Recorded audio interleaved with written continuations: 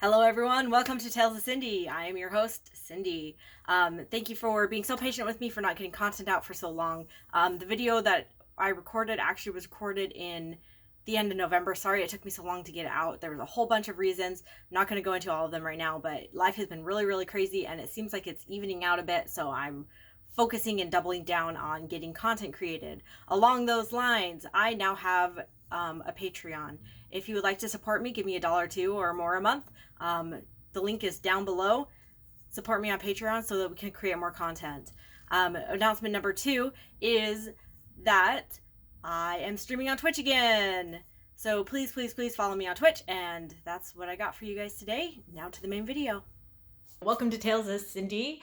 Here we are, talking about my life. Life is fun, life is good, and life is hard. So I recently got introduced to a podcast called Arden. Fantastic. I've only listened to a couple of episodes of it. And I haven't actually listened to the beginning ones. I know this is bad. This is my reality, okay? Like when I watched The Umbrella Academy, I watched season 2 first.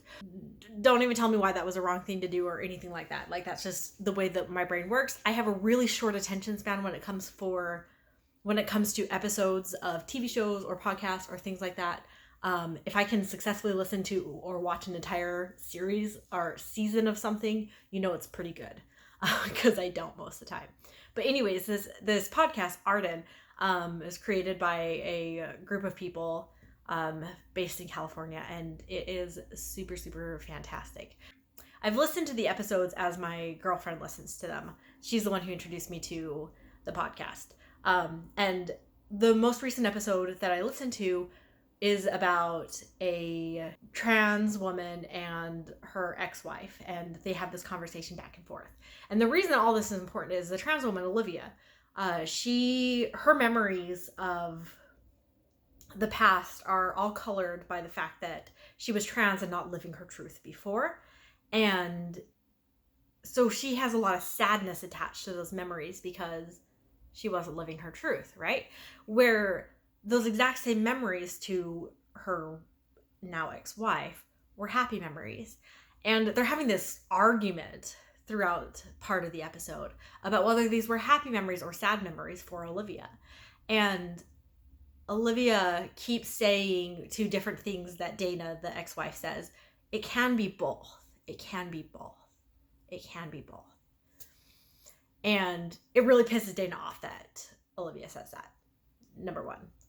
But number 2, it kind of struck a chord with me.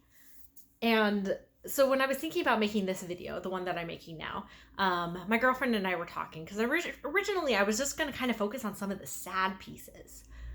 There's a lot of sad pieces in my life right now. There's a lot of grief and a lot of grieving. And I was going to just kind of make the video about that. But my girlfriend pointed out to me that it's not just sad. And she didn't say it that way. The way that she pointed out was all of this sadness that I'm experiencing now, all of these sad and hard and grief parts, if you were to take them and stretch them out over the course of my life, right? If I had never embraced my truth, all of these sad pieces that I'm experiencing right now, instead of being this one intense mixed pot that I'm dealing with now, would have haunted me forever. They would have haunted me. So it's not that I'm experiencing more sadness for coming out. It's that I'm condensing all of this sadness that I would have felt over the course of time and abbreviating it to now. And what it's actually doing is making it so that I experience less sadness in my life. And I agree with her 100%. I would experience so much more sadness over the course of my life if I had never come out. But the other thing that's happening is I'm also experiencing a lot of joy that I would have completely missed out on. So today's message is really about how this duality of sadness and joy is existing in my life and how it can be both. How I can have both happiness and sadness coexisting simultaneously at levels I don't know that I've ever dealt with before at the exact same time. So in terms of sadness, right? I think the saddest thing for me that I have dealt with coming out is how other people's opinion of me has changed. And this is also the happiest thing that I've dealt with, because there's certain people who are like, Cindy, you're so vibrant, you're so happy, this is a fun Cindy to be around, I like this Cindy. There have been opinions that have changed for the good. And there's also people who trust me more because of their own journeys. They feel comfortable talking to me about them now. So there's good changes in people's opinions that have happened. But there's also a lot of people, mostly in the religious community, who all of a sudden are viewing me like I'm some weird anomaly that's like almost hard to deal with. And then just by default of getting a divorce, other relationships are changing too, right? Like, so I have my sister-in-law and my soon-to-be ex-sister-in-law. Like, what do I call her when she's no longer my sister-in-law? I don't know. But she was like my best friend. So what do we do there? And I mean, I call her my friend, I guess. Feels weird. So I don't know, like there's just like these shifts that are happening in people's relationships with me, and these shifts in how people view me, and some of that's sad. It's super, super sad. Like, I used to be included in all of the family texts and emails, and I got taken off that thread. Now, I completely understand why I got taken off of my soon-to-be ex-husband's family's thread. I'm not saying that was a bad decision at all. I get why it happened.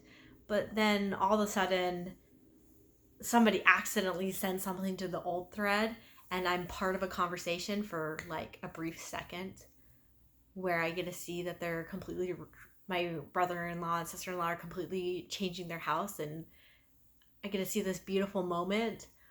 Or my ex-husband takes a minute to send me a picture of my nephews that got added to that thread, that just my sister-in-law and brother-in-law didn't think that they needed to send to me, which is fine, but it was just an adorable little picture, and it made my heart so happy, right? So like there's all this. Oh, and now I'm super sad because I realized I won't be able to call them my nephews much longer. There's just these shifts in the relationship. There's just shifts in how things are done, and it's sad. It's sad. I'm grieving what was and what could have been. I'm grieving all these dreams that I had in life that I don't even know if are my dreams anymore, and all these shifts that are happening. I am going through the biggest life change I have ever had in my life right here, right now. The only thing that has stayed consistent is my professional dreams and goals. That's it. Everything else about my life is completely different. Everything. I feel like my relationships with my family have either improved or gotten worse, right? Like everything has changed. There's not a single other piece of my life besides my professional dreams and goals that has remained the same. And I'm not even sure if my professional dreams and goals really are the same, or if I'm just holding on to them because I need one thing that stayed consistent. I just need one thing. Right? So anyway, my whole life is completely different. And there's a lot of sadness in that. So much sadness. So much sadness, I don't even know what to do with it sometimes. Particularly lately on the religious train, trying to wrap my head around not being who I thought I was. And so much of my life was tied into my religious beliefs that I don't even know who I am without those religious beliefs anymore. So I've had to reshift and readjust, and have had incredible conversations with people about what that means and how it affects me. And it's been great. It's been terrible, but it's been great. I've had a lot of healing and a lot of growth there, and a lot of sadness and a lot of grief. Unlike most things in life, I'm grieving all of these at the same time instead of spread out over the course of time, right? That's kind of what Eliza was saying, is if I had not come out, I would have had to make these shifts and changes over the course of my entire life. And that would have been a lot of moments of grief spread out over time. And some of those moments of grief would have had even more grief attached to them because it would have been like, well, I wasted 40 years or 50 years or 60 years instead of looking back and saying I wasted 32 years, right? So there's some sadness attached to it that's less because I'm dealing with it now. But the reason that it hurts so bad right now is because he took all of it and dumped it on me right now at the same time. Anything I could be grieving in my life, basically, I feel like I am. Granted, not everybody died. It's not like I'm completely devoid of relationships. It's not like I just had to attend a bunch of funerals or anything like that. Yes, there is some differences. But I've had relationships die. I've had relationships change significantly. I've lost my dreams. I've lost my goals. I've lost my hope for the future. I've lost so much that sometimes it feels like it's almost too much to handle. Which is, by the way, why I didn't stream for a while, because I was just so broken dealing with some of this grief, and the stress of not having a job on top of it was just too much. On the other hand, my life is so happy. Just, I'm not going to cry because of how sad it is. If I cry, it's because of how happy I am. Like my last video about Eliza.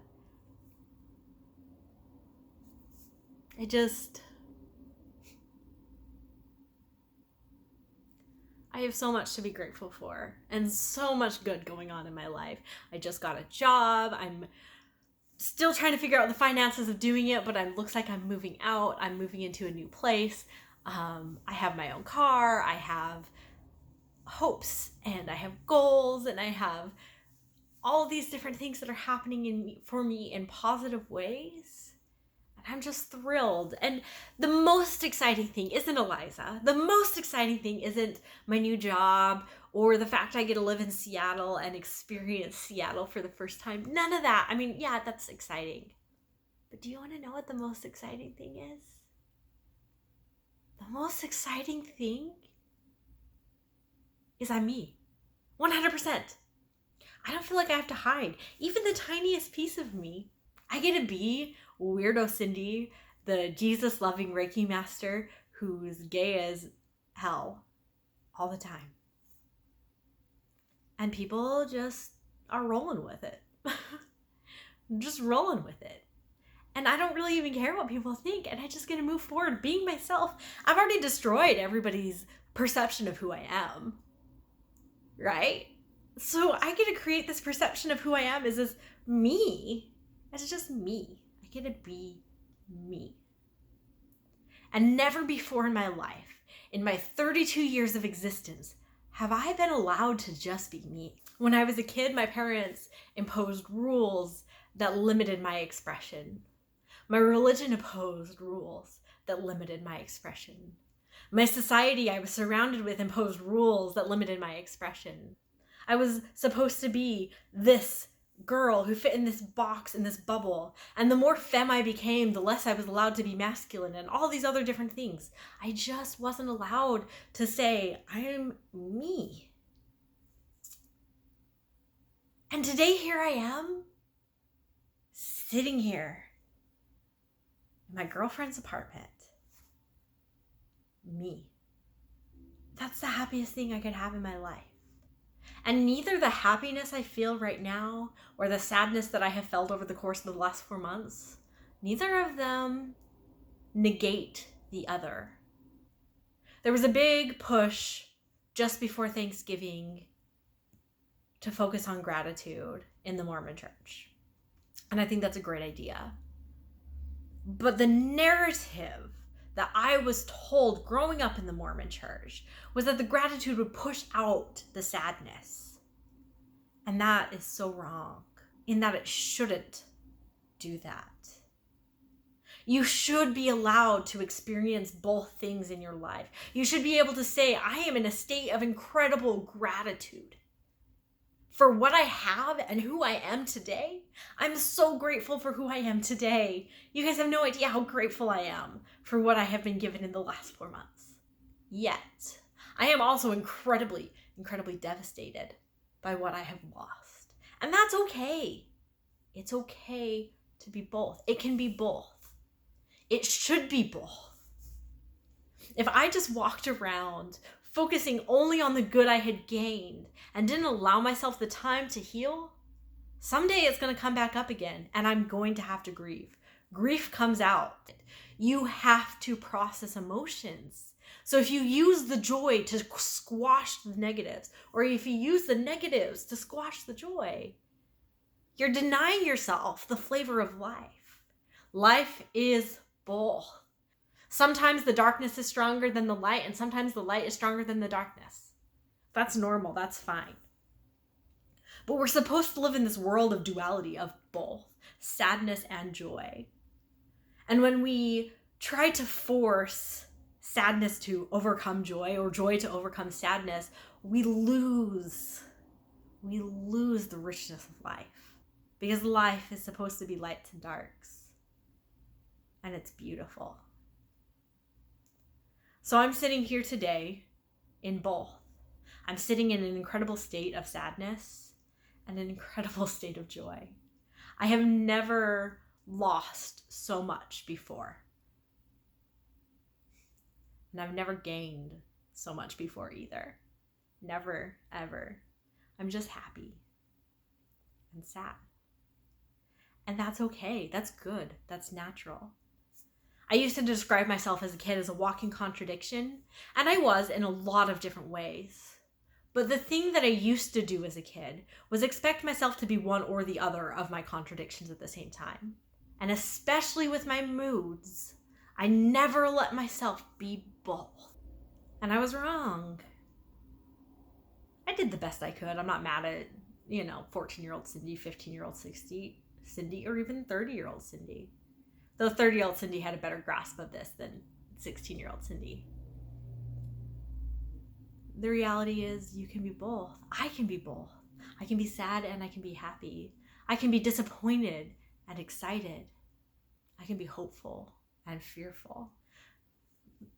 This idea that you can only embrace one piece of who you are at a time, whether it's emotions or anything else, is a flawed idea, because we're creatures of duality. All of us are walking contradictions in some way or another.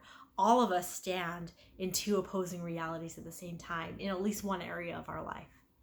And that's okay. It's okay to be both. It can be both.